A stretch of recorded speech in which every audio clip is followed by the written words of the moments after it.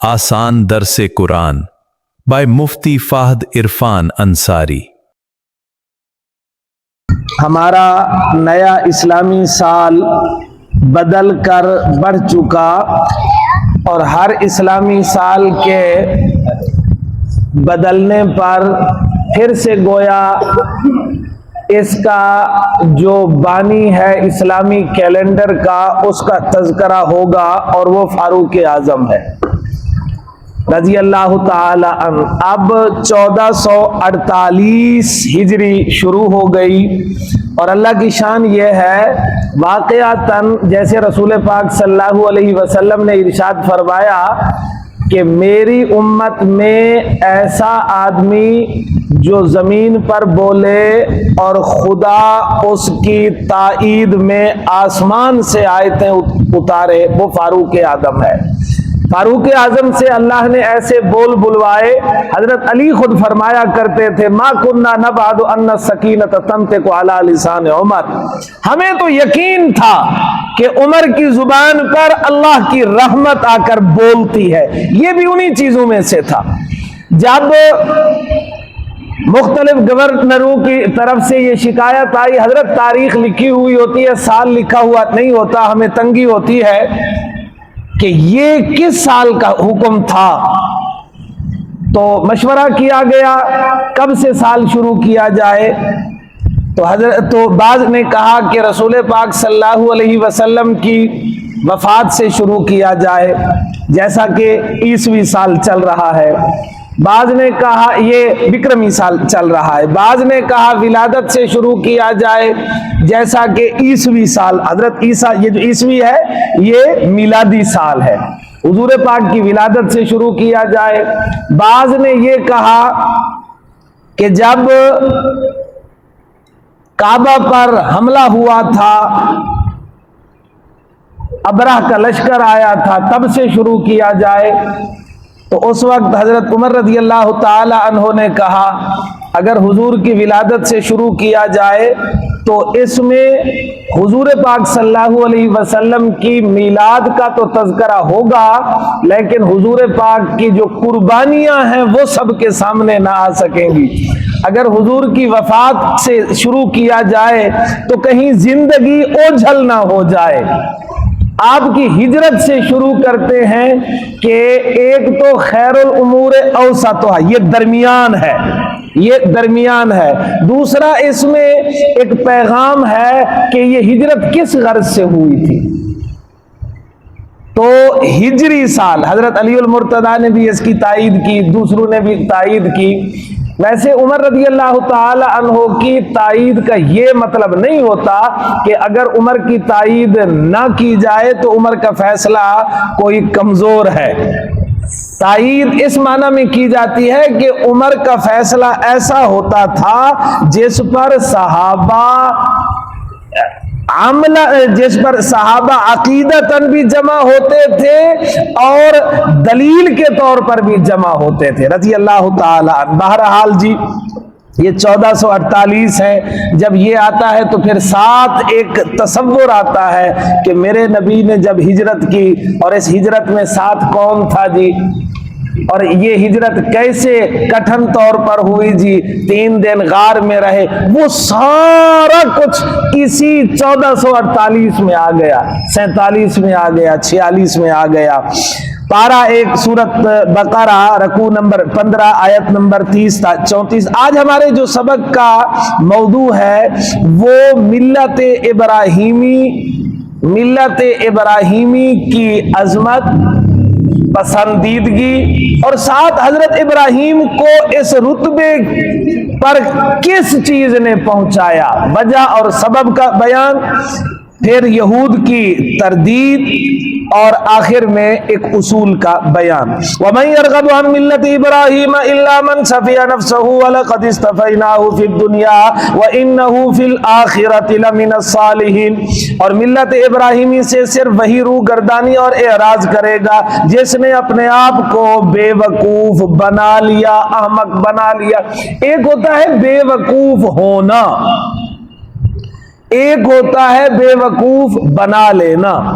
ایک ہوتا ہے ہمارے ہاں ایسا آدمی جو واقعتاً سن نہ سکے، بہرا، اور ایک ہوتا ہے جو بہرا ہوتا نہیں ہے، ہوتا ہٹ دھرم ہے، ڈھیٹ ہوتا ہے۔ پھر ہماری سرائکی میں اسے کیا کہتے ہیں رضوان میاں؟ تو بوڑا نوی، تو مچھاد نہیں۔ تو یہ بھی وہی ہے، الا من صافیہ نفسا، جس نے خود کو بے وقوف بنا لیا۔ اور البتہ تحقیق ہم نے حضرت ابراہیم علیہ السلام کو اپنے قرب اور ہما قسمی نعمتوں اور دنیا بھر کی امامت کے لیے منتخب کر لیا ہے، اور بے شک حضرت ابراہیم علیہ السلام آخرت میں بھی صالحین میں سے ہوں گے۔ تشریح الفاظ، وَمَن يَرْغَبُ، قرآن نے یرغب، یہاں پر با رہ گیا، یرغب،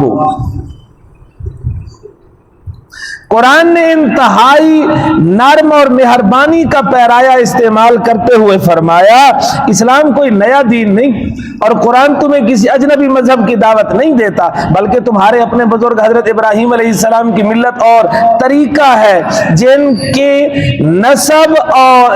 نسبت اور نسب پر تم خود فخر کرتے ہو، یہ وہی دین ہے۔ الا من صفیہ نفسا، ملت ابراہیمی فطرت سلیمہ کے عین مطابق ہے، کوئی عقل مند اس سے ہرگز اعراض نہیں کر سکتا۔ فائدہ، یہود و نصارہ اور مشرکین عرب تینوں اقوام حضرت ابراہیم کو مقدس پیشوا اور امام خلق اور مقرب خدا تینوں اقوام مانتی تھی، اور ان تینوں اقوام کو حضرت ابراہیم سے نسل و نسب کا بھی شرف حاصل تھا، اور مشرکین عرب کا ملت ابراہیمی کے چند مٹے آثار پر عمل بھی تھا، چند مٹے آثار پر۔ آپ کہیں گے مٹے کیوں تو نے کہا؟ حج تو کرتے تھے لیکن عرفات میں نہیں جاتے تھے، کہتے تھے کہ حدود حرم سے باہر نہیں جائیں گے۔ قربانی تو کرتے تھے، قربانی تو کرتے تھے لیکن کرتے بتوں کے قدموں میں تھے، ہے اللہ کے لیے لیکن کرنی بتوں کے قدموں میں ہے۔ اسی طرح طواف تو بیت اللہ کا کرتے تھے لیکن بیت اللہ میں بت رکھے ہوئے تھے، اور نسبت ان چیزوں کی حضرت ابراہیم علیہ السلام کی طرف کرتے تھے جی۔ اچھا، اب بیت اللہ کا انہوں نے طواف تو کرنا ہے، کرنا ننگے ہے، کہ جن کپڑوں سے گناہ کرتے رہے، گناہ نہیں چھوڑنا، کپڑے چھوڑ دینے، وہ کپڑے پہن کر پھر ہم کیسے اللہ کے گھر کا طواف کریں؟ حج، عمرہ، قربانی، مہمان نوازی، اشہر حرم کا، اشہر حرم، یہ اشہر مہینے حرم احترام والے، محرم بھی انہی میں سے ہے، احترام اشہر حرم کا احترام، اسی طرح حرم کا احترام، یہ سب ملت ابراہیمی کے اعمال تھے، اگرچہ جاہلیت کی وجہ سے ان میں کمی بیشی اور رد و بدل کر چکے تھے۔ اس موقع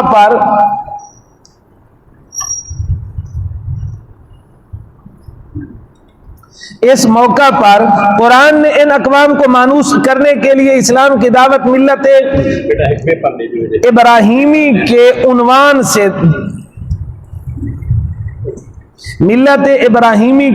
سے دی، اور اسلام بعین ہی ملت ابراہیمی ہے، یہ کہ نہیں جی، ملت ابراہیمی ہے، سوائے ان چند چیزوں کے جو منسوخ ہو گئی۔ ارشاد الہی ہے، ان اولى الناس بابراہیم للذین اتبعوه هذا النبی والذین آمنوا واللہ ولی المؤمنین۔ یہاں ذرا غور کریں، ان اولى الناس بابراہیم، حضرت ابراہیم کے قریب وہ لوگ ہیں، للذین اتبعوه، جو ان کے پیروکار ہوں گے، نسل والے، نسب والے خود کو قریب نہ کہیں۔ وَهَذَا النَّبِي، پچھلے لوگوں کے ساتھ فرمایا لَلَّذِينَ اتَّبَعُوهُ، حضور پاک کے ساتھ مطلقاً کہا وَهَذَا النَّبِي، اور یہ نبی، اس لیے کہ حضور پاک کو تو مستقل حکم ہے وَاتَّبِعْ مِلَّةَ إِبْرَاهِيمَ حَنِيفًا، اور حضور تو ملت ابراہیمی کے تتمے کے لیے آئے ہیں۔ وَالَّذِينَ آمَنُوا، جو حضور پر ایمان لائے وہ ملت ابراہیمی والے ہیں اور حضرت ابراہیم کے قریبی ہیں۔ اسی لیے حضرت ابراہیم علیہ السلام نے حضور پاک صلی اللہ علیہ وسلم کو ہمارے بارے ایک تلقین کی تھی، فرمایا تھا کہ جا کر میرے نیک بیٹے اپنی امت کو بتلائیے گا جنت جگہ زرخیز ہے لیکن یہاں کرنا خود پڑتا ہے. یہاں سے دنیا سے چیزیں جائیں گی, وہاں پر درخت بھی لگ جائیں گے, بیج یہاں سے جائے گا, درخت بھی لگ جائیں گے, ان کو پانی بھی ملتا رہے گا, سب کچھ ہوتا رہے گا. وَلَقَدِ اسْتَفَيْنَاهُ فِي الدُّنْيَا, حضرت ابراہیم علیہ السلام کو آزمائشوں میں کامرانی, زمانے بھر کی پیشوائی, تعمیر کعبہ, قبولیت دعا کے ساتھ مقام ولایت, رسالت اور خلیلیت سے نوازا. آپ جد الانبیاء ہیں, خاتم الانبیاء صلی اللہ علیہ وسلم کو آپ کی دعا کا ثمر بنایا گیا, آپ کے تعمیر کردہ کعبہ کو سارے جہان کا قبلہ قرار دیا, آپ کے اشراف و کمالات کا دنیا نے مشاہدہ کیا. یہود و نصارہ مشرکین نے نہ صرف آپ کے مقام امامت کو تسلیم کیا بلکہ اس نسبت پر فخر بھی کرتے تھے. وَإِنَّهُ فِي الْآخِرَةِ لَمِنَ الصَّالِحِينَ, حضرت ابراہیم علیہ السلام کے یہ کمالات و شرف صرف دنیا کے ساتھ خاص نہیں بلکہ آخرت میں بھی عالی مرتبت ہوں گے. فائدہ. اچھا, اس جملہ کہنے کی کیا وجہ کہ آخرت میں عالی مرتبت ہوں گے؟ اس جملہ کہنے کی کیا وجہ کہ وہ آخرت میں عالی مرتبت ہوں گے, صالحین میں سے ہوں گے؟ وجہ اس کی یہ ہے چونکہ اہل کتاب نے اپنے انبیاء کو داغدار کرنے میں کوئی کسر نہ چھوڑی. پیچھے گزر گیا کہ یہ لوگ تو حضرت سلیمان علیہ السلام کو جادوگر کہتے تھے. یہ لوگ حضرت سلیمان علیہ السلام کو جادوگر اور بادشاہ کہتے تھے.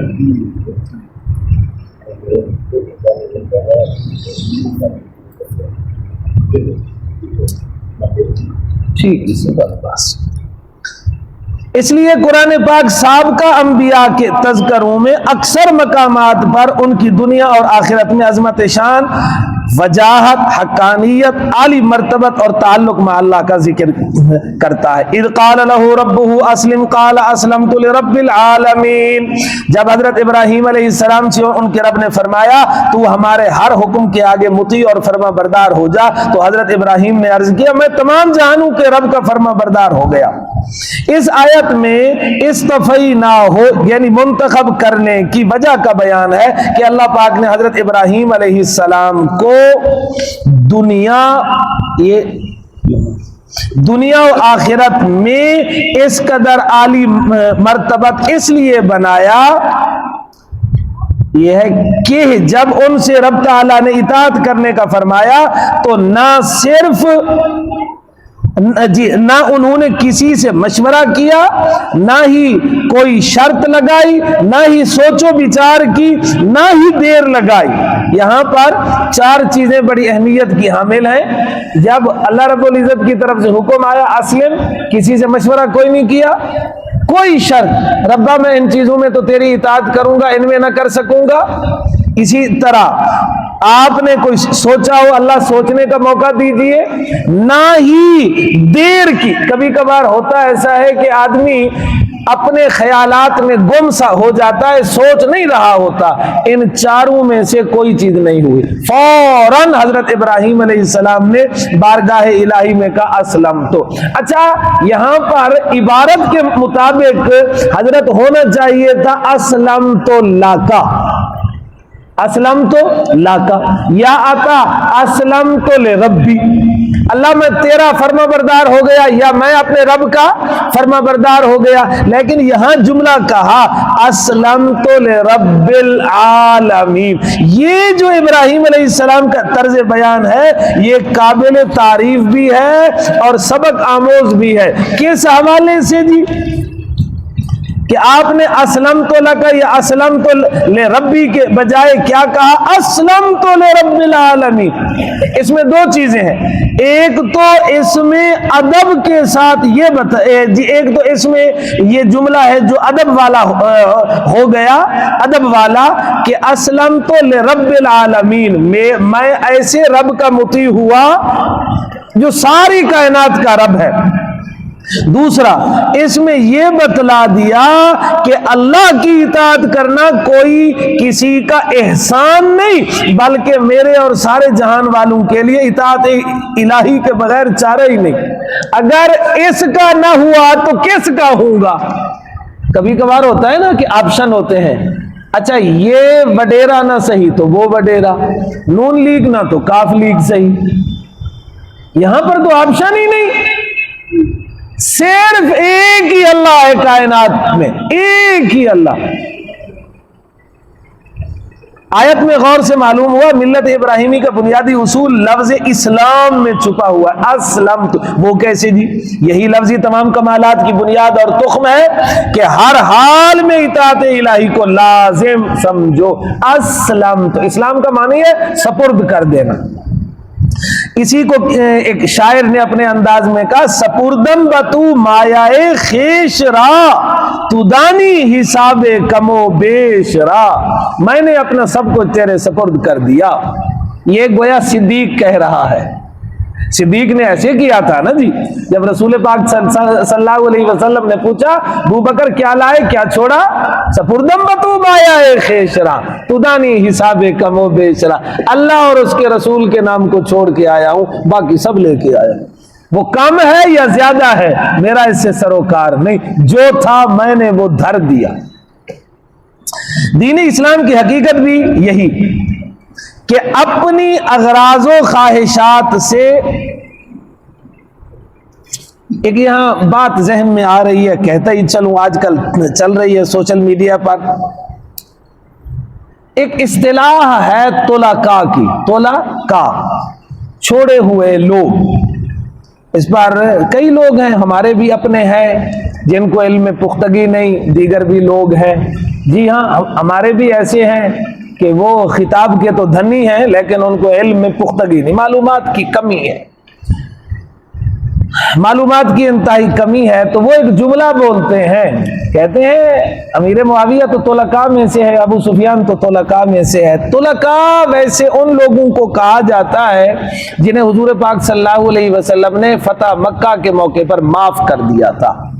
وہ مجرموں کی طرح لائے گئے اور حضور نے فرمایا انتم الطلقاء، تم آزاد ہو، تم سے کوئی گیلا شکوہ نہیں۔ تو ذہن میں رکھیے، پہلے تو جو طلقاء ہیں وہ بھی تو صحابی ہیں جب اسلام قبول کر لیا۔ طلقاء میں تو سارے تھے جنہوں نے اس وقت اسلام کیا، قبول کیا، مکہ چھوڑ کے چلے گئے، طلقاء تو سارے ہیں۔ لیکن نہ ابو سفیان طلقاء میں سے ہے نہ امیر معاویہ طلقاء میں سے ہے۔ اب کہیں گے کیوں؟ اس لیے کہ حضرت ابو سفیان نے تو مکہ فتح ہونے سے پہلے اسلام قبول کر لیا ہے۔ مکہ تو کل فتح ہوا، ابو سفیان تو پہلے اسلام قبول کر چکے۔ طلقاء تو وہ ہوں گے جو گرفتار ہو کر پیش ہوئے، پھر حضور نے فرمایا تم چھوڑ دیے گئے، لیکن جو گرفتار ہی نہیں ہوئے وہ کیسے طلقاء ہیں؟ یہ ہمارے خطباء کی بھی جہالت ہے، سیدھی سی بات ہے، معلومات نہیں ہے ان کو۔ امیر معاویہ بھی انہی میں سے ہیں، اور امیر معاویہ رضی اللہ تعالیٰ عنہ کے بارے میں دو باتیں ہیں۔ ایک روایت تو یہ ہے کہ آپ نے صلح حدیبیہ کے موقع پر اسلام قبول کر لیا تھا لیکن ظاہر نہیں کیا تھا۔ آپ نے اسلام صلح حدیبیہ کے موقع پر قبول کر لیا تھا لیکن ظاہر نہیں کیا تھا، ظاہر بعد میں کیا۔ کیا ایسے بھی لوگ تھے؟ جی ہاں، حضرت عباس نے اسلام تو پہلے قبول کر لیا تھا لیکن ظاہر بعد میں کیا۔ امیر معاویہ نے بھی اسلام صلح حدیبیہ کے، اور اگر دوسری بات بھی مانی جائے تو آپ نے بھی ابے کے ساتھ اسلام تو قبول کر لیا، فتح تو کل ہوئی، قیدی تو کل ہوئے، یہ تو پہلے اسلام قبول کر چکے۔ گویا یوں سمجھیے، آپ نے ہر کا نام سنا ہے؟ ہر یہ یزید کے لشکر کو چھوڑ کر حضرت حسین کے لشکر میں آیا تھا، تھوڑا سا ہی فاصلہ تھا، تھوڑا سا ہی فاصلہ تھا، یہاں پر تو راتیں بھی نہیں گزری ہیں، یوں سمجھیے تھوڑا سا فرق ہے۔ ادھر تو ابھی جنگ شروع ہی نہیں ہوئی، ابھی کسی کو پتہ ہی کوئی نہیں، بلکہ آپ ابو سفیان کو طلقاء میں سے کیسے شمار کر سکتے ہیں؟ حضرت ابو سفیان کے کہنے پر تو مکے والوں کو یہ اعزاز مل رہا ہے، اگر ابو سفیان نہ ہوتے تو مکہ تو سارا رگڑا جاتا۔ تو خیر یہ ایسے ایک بات آ گئی. آج میں نے ایک کلپ سنا, وہاں پر ہمارے بھی ایک صاحب ہیں, بڑی پگڑ والے ہیں, بڑے ہیں, لیکن معلومات کی کمی ہے. اگر آپ کو صحابہ کے بارے میں پوری معلومات نہیں ہے تو زبان نہ کھولیں. آپ اپنی خطابت کے جوہر اور جگہوں پر دکھاتے رہیں. اسی لیے تو رسول پاک نے فرمایا پروفیسر سے, اللہ اللہ فی اصحابی لا تتخذوهم من بعدی غرضا, میرے صحابہ کے بارے میں خدا سے ڈرنا, ان کو نشانہ نہ بنانا. اپنی خطابت ادھر نہ لے آئیے, خطابت ادھر نہ لے آئیے. نہ معاویہ طلقاء میں سے ہے, نہ معاویہ کا ابا ابو سفیان طلقاء میں سے. تو خیر جی یہ ایک بات ویسے آ گئی. بہرحال جی اسلام کیا کہتا ہے جی؟ اسلام کہتا ہے جی اپنی اغراض خواہشات سے بالکل خالی ذہن ہو کر اللہ تعالیٰ کی رضا کا متلاشی ہونا. اچھا یہاں ایک اور بھی بات, یہ سوشل میڈیا پر آ رہے ہیں کچھ ایسے اقوال کہ دیکھو جی کون کون سے اصحاب محمد یزید کے لشکر میں تھے, کون کون سے اصحاب محمد یزید کے لشکر میں سے تھے. کوئی صحابی یزید کے لشکر میں نہیں تھا. باقی اگر کسی تاریخ والا کسی کو کہہ دے تو اس سے کیا ہوگا, اس سے کیا ہوگا؟ یہ سب باتیں غلط ہیں. کوئی صحابی, باقی اگر کسی نے کلمہ حضور کو دیکھ کر پڑھا ہو پھر مرتد ہو گیا ہو تو ایسے بھی تو کئی لوگ ہیں. یہ کہہ دینا کہ ابو بکر کا بھانجا تھا, ابو بکر کا بھتیجا تھا, پھر تو حضرت علی کا سالہ بھی تھا, یہ بھی کوئی بات ہے, حضرت عباس کا ماموں بھی تھا, یہ باتیں بالکل غلط ہیں. ایسی باتیں, صحابہ اور اہل بیت ہمارے ایمان کا مدار ہیں. صحابہ اور اہل بیت کے بارے میں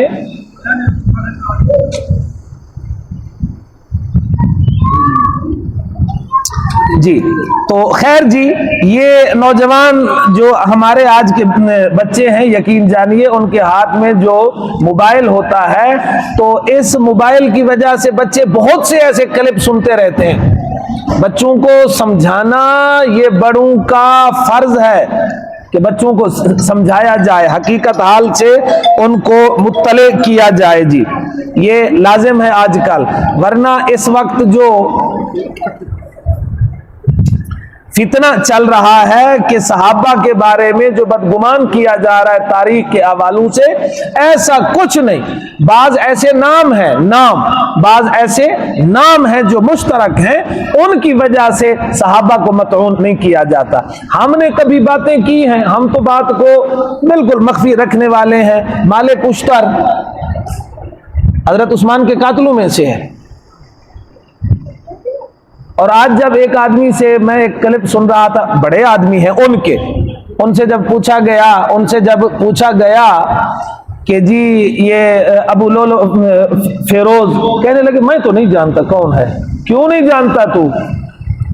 بابا شجاع کے نام کا مزار بنا ہوا ہے, تو جانتا نہیں؟ پاکستان بلکہ اس وقت عالم اسلام ایسی باتوں کا متحمل نہیں, کسی طرف سے بھی ایسی باتیں. صحابہ بھی ہماری جان ہے, اہل بیت بھی ہماری جان ہے. جو کچھ ہوا وہ جس بنیاد جی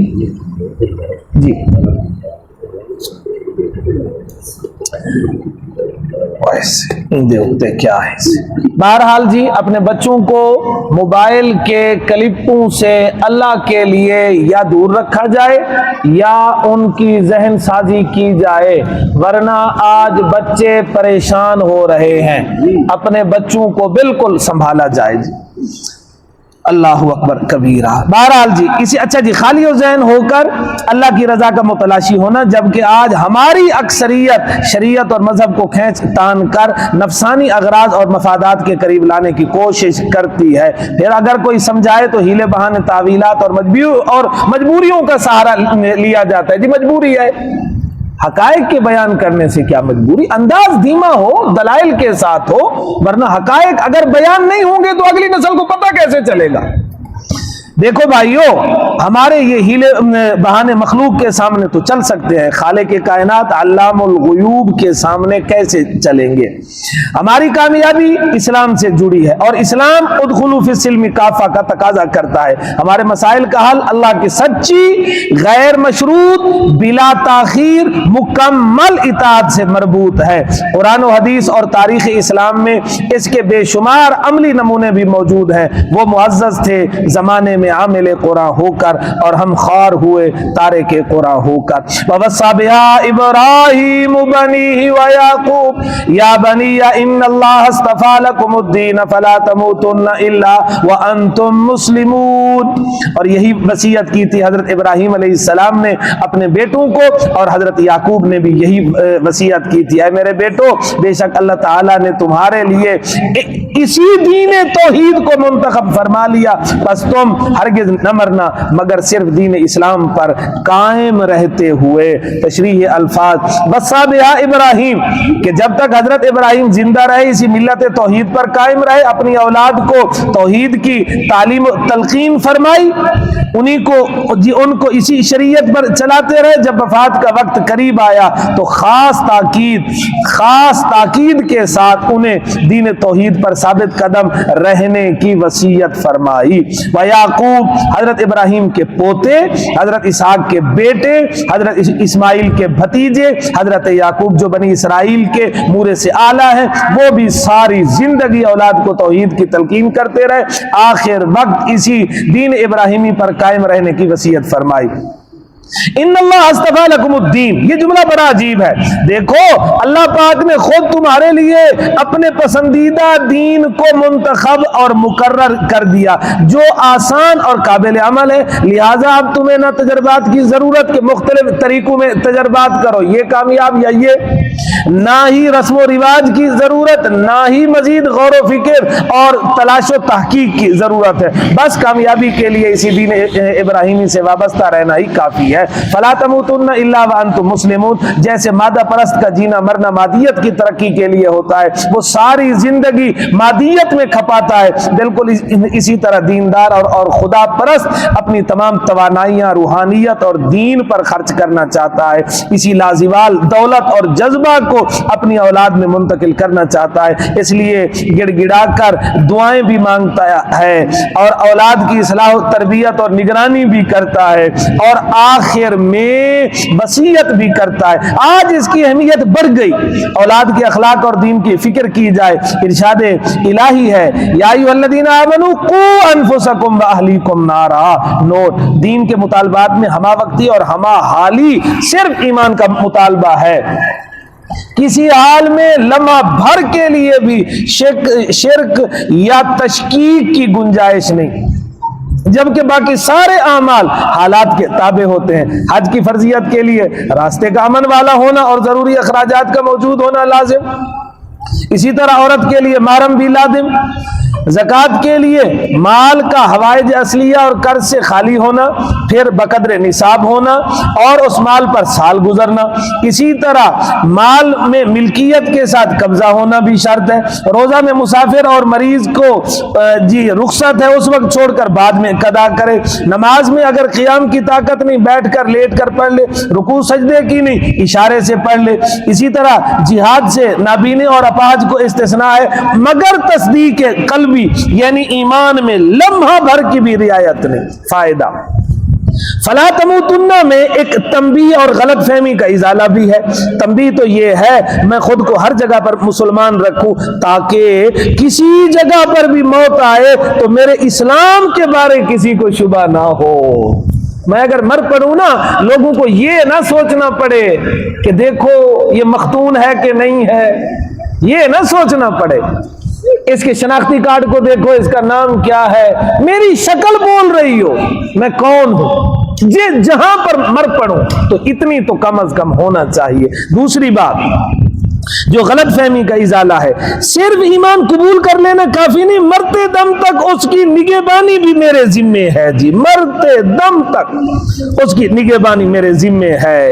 اس کو یوں سمجھیں، اگر میں نے لاہور لاکھ روپیہ پہنچانا ہو تو صرف رقم کا جیب میں رکھ لینا کافی نہیں، بلکہ یہ ہے یہ درمیان میں آ گئی اور بات آ گئی، بلکہ حفاظت کے ساتھ لاہور تک پہنچانا بھی لازم ہے۔ اب جیب کتروں سے بھی میں نے حفاظت کرنی ہے، تو اسی طرح آج ایمان کو ملحدین کے شر سے بچانا لازم ہے۔ فائدہ، جب یہودیوں کو دعوت اسلام دی گئی تو بولے حضرت یعقوب نے ہمیں یہودیت پر قائم رہنے کا حکم دیا تھا، تو ہم اگر انہوں نے حکم نہ دیا ہوتا تو ہم ضرور اسلام قبول کر لیتے۔ ان کے جواب میں قرآن نے حضرت ابراہیم اور حضرت یعقوب کی وصیت کا ذکر کیا۔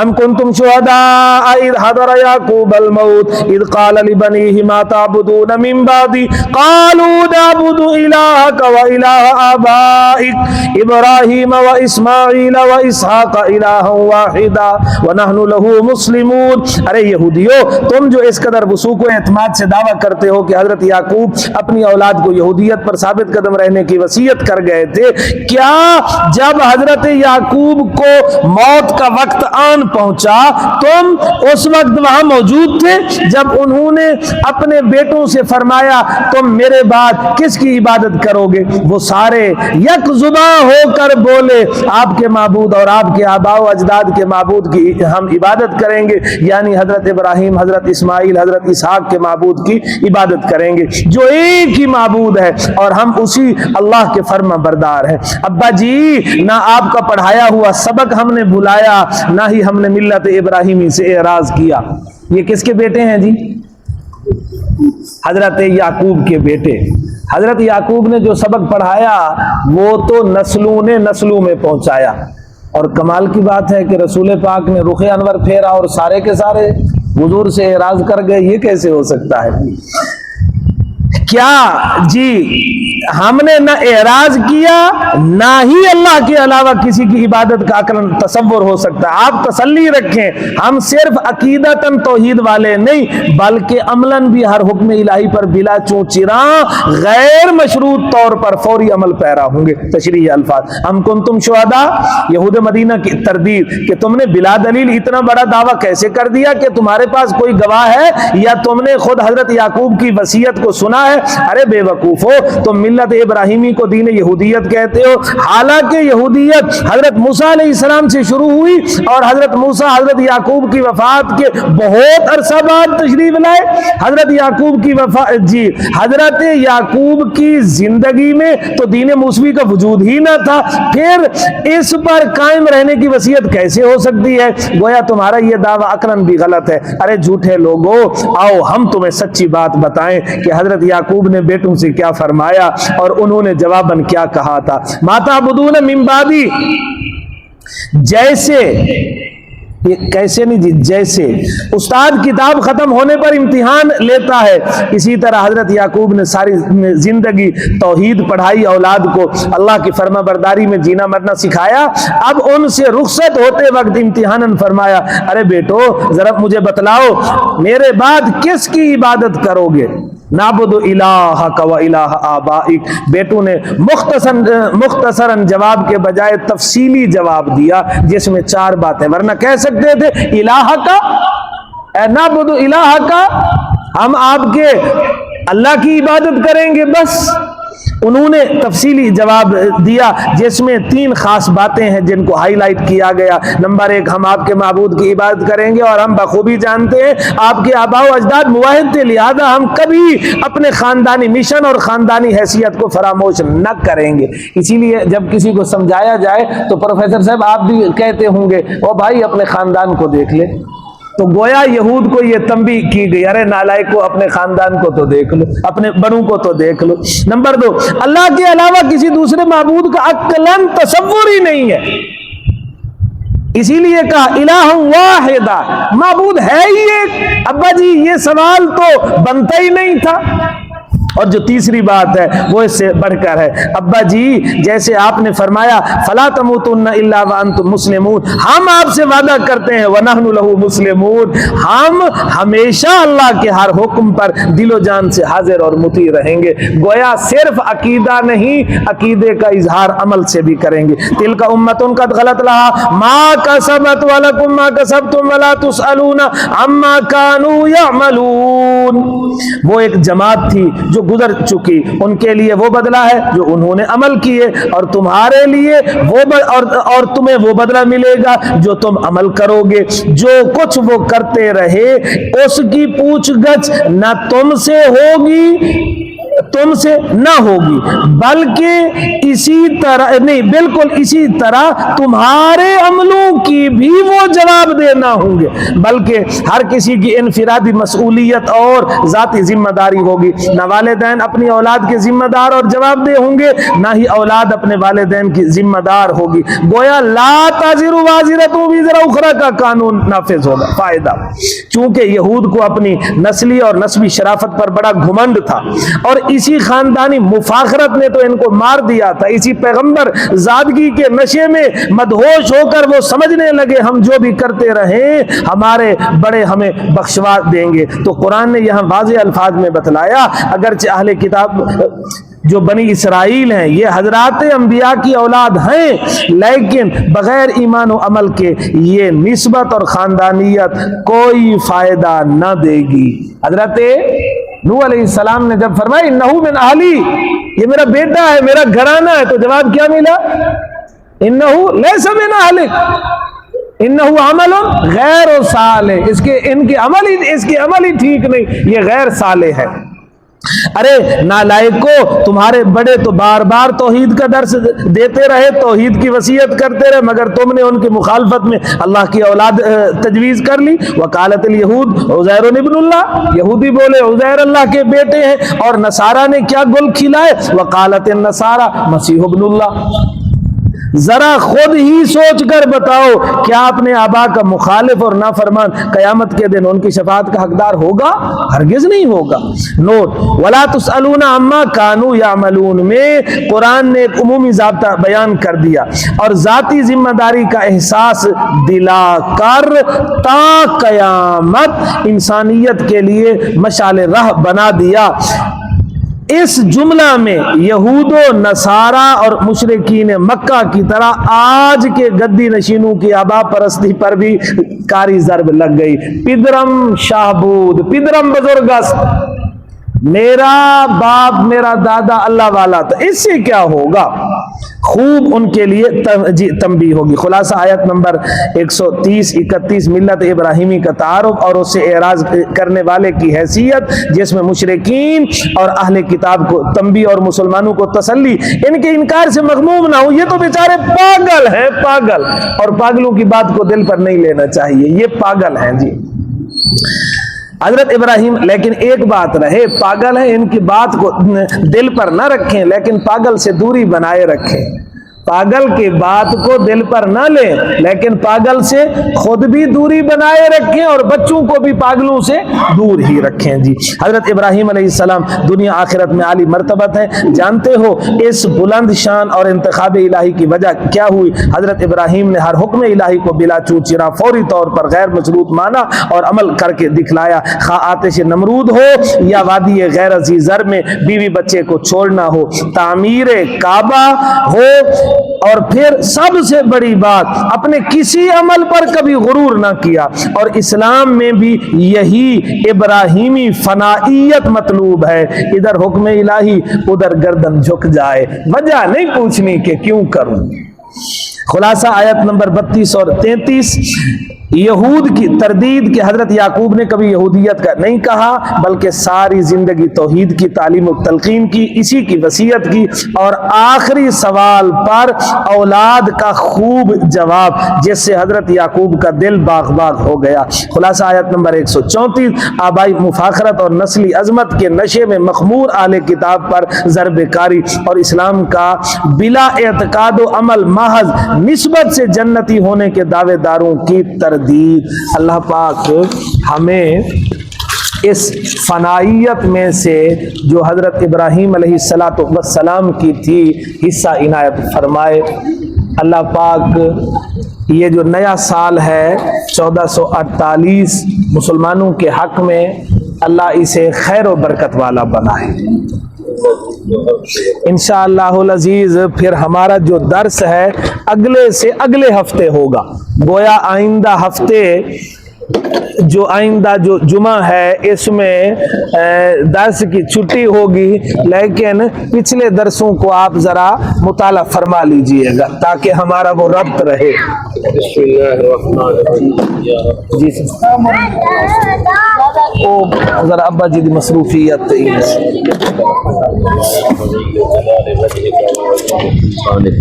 یا رب لک الحمد کما ينبغی لجلال وجهک وعظیم سلطانک۔